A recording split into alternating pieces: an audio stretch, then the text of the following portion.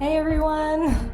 My name's Annika from Zoho for Enterprise. Thank you so much for joining our very first live stream of the Leadership Live series. I'm hoping to do this every month.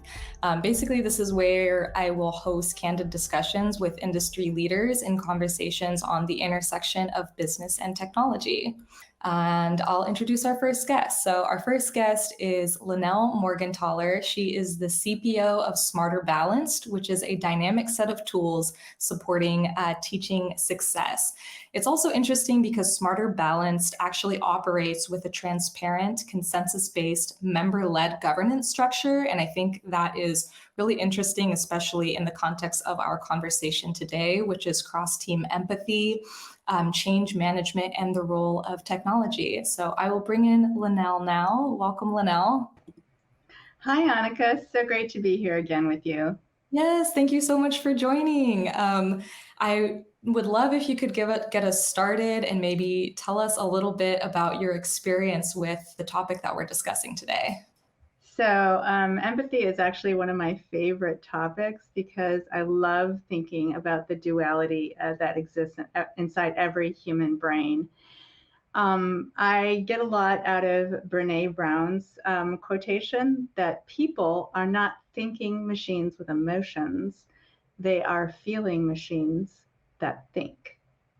A very powerful way of drawing attention to the fact that we have both a rational and an emotional mind. So important in understanding change management because we have to appeal to both of those minds. And so it's really key for leaders and teams and building that empathy across teams as we approach change management. So as we build employees' understanding of what we're trying to achieve, what the outcome and the goal are, and the why, we're appealing to their rational brain. Then there's this important moment that we have to turn our attention to empathy for everyone in the process and wherever they may be, so that we understand and tell them it's okay. It's okay to feel this way. And here's why we're doing what we're doing, and here's how we get through that. By acknowledging emotions, we can help them work through them productively and not get stuck. And when we see teams of people working side by side on change management, let's say we're working on digital transformation, then the digital team may go, this is easy peasy. And they have zero empathy for this SME team. But the SME team may think it's really hard. Creating that cross team empathy allows them to use each other's skills and get going, get through it. Absolutely. And going off of that, is there a way that you think organizations that are undergoing these big changes, do you think there's a way for them to incorporate empathy into their new processes or their structures? I do. I think thinking about the structures, for example, they may pair that digital team, the technology team, and the SME team to have some cross mentoring relationships, or they may ask the digital team to think empathically about what the SME team needs are so that they can form the digital tools in a way that help the SME team get to digital transformation. So that's just one example. I do think it's very important as we approach communication to understand the different ways that technology enables communication or hinders communication, as the case may be. And speaking of just the different ways that we can help or hinder communication, do you think there's any sort of like technology or software that can facilitate, or how can it facilitate, or how can it even hinder an empathetic approach to these big business changes? So today in business, most of our communication uses one form of technology for another. We're using one form right now as we take a video and we stream it on the internet, right? Other ways, and that, by the way, is a great communication device, video communication to contain key messages and actually put faces and emotions inside of them.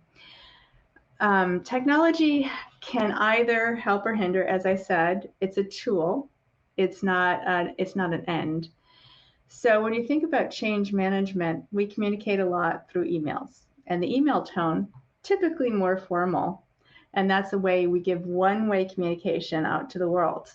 When we think of instant messaging channels that might be the most active communication vehicles of our line level workers, those are two-way communication vehicles, and they're more informal. So that could be a Teams channel, it could be a Zoho Click channel, it could be a Slack channel. So if we think about using that as a tool and understand the role as managers that plays in teams' lives, and we pay attention to that, and we embed ourselves within that, or our managers within that structure, and say, hey, pay attention to these channels, and use these as opportunities to mentor, coach, acknowledge feelings, and course correct towards the rationale for the change and the why. So folks exhibit empathy and leadership right there on the channels to move towards a brighter future. Yeah, we spoke before we went live about, how we can use these communication channels, not only just for that one-way communication, but actually to create a dialogue. And that seems to be a lot more effective. And I don't know if you have any like lingering thoughts on that, but I'd love to hear them if you do. Well, sure. I think that all human beings crave acknowledgement. They want to be acknowledged. They want to be heard. And when you look at these two-way communication vehicles, not that email can't be two-way, but when you're sending a one-to-many email, it typically is not. If you have these more communicative venues, it allows people to feel acknowledged and heard when they have concerns. And that is a key empathy skill, showing that you are using active listening, that you really understand. It doesn't mean we're going to get stuck in people's emotions with regard to change. We're going to move them through them. But it's only when you exhibit empathy and you acknowledge feelings that you can do that effectively. And in that vein, do you happen to have any advice that you would give to leaders who are guiding their teams through transition periods or big changes? Yes, I just provided one example of how communication or technology may be used in your organization. There's lots of details to that. And I would liken, by the way, dropping into these Teams channels, kind of like having an ear all over the building in a traditional environment next to the water cooler. You're really dropping in on conversations and hearing what people are saying. And that's part of the way that our society operates given social media at this point. So pay attention to how teams want to communicate, not how you want to communicate, how teams want to communicate. Repeat the message over and over again. Why? Where are we hoping to get? Why is it important? Remember that the emotional brain can't easily take in new information, and the emotional brain is in charge much of the time.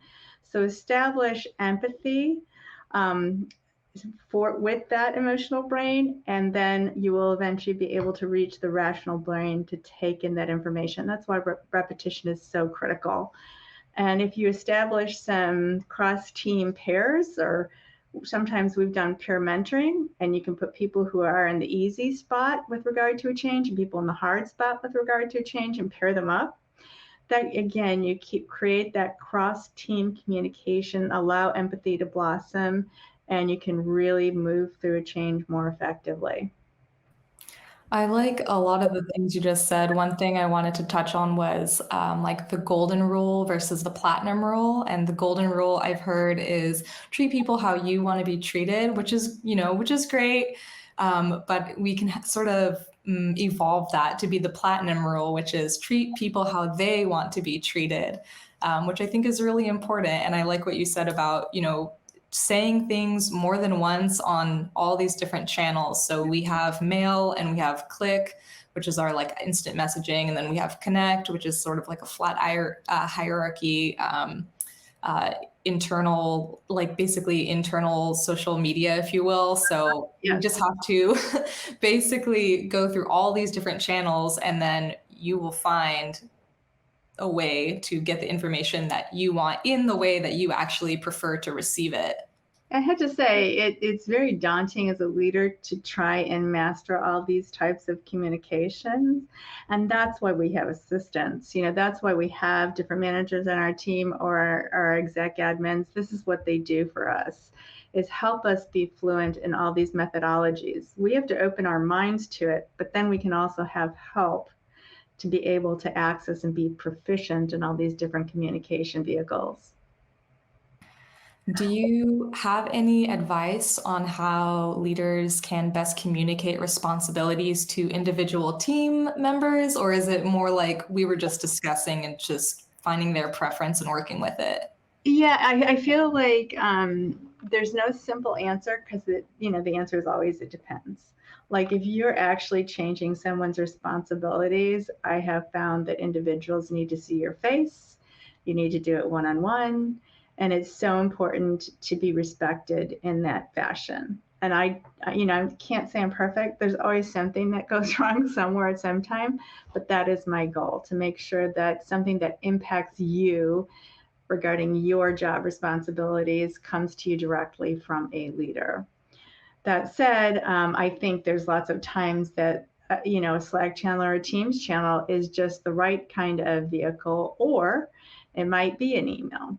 Again, it depends upon how official the information is. And it tends to be best to follow up with some kind of visual meeting somewhere along the way to confirm understanding and answer questions. That's great. Thank you so much. Do you have any closing thoughts or interesting questions you want to pose to our viewers? I guess my closing thought is just remember that communication is an up and down flow. It's not a one-way thing that just goes down and then it's over. I think that is, I guess, a view of management that doesn't work very well nowadays. People are very engaged. They want to give feedback.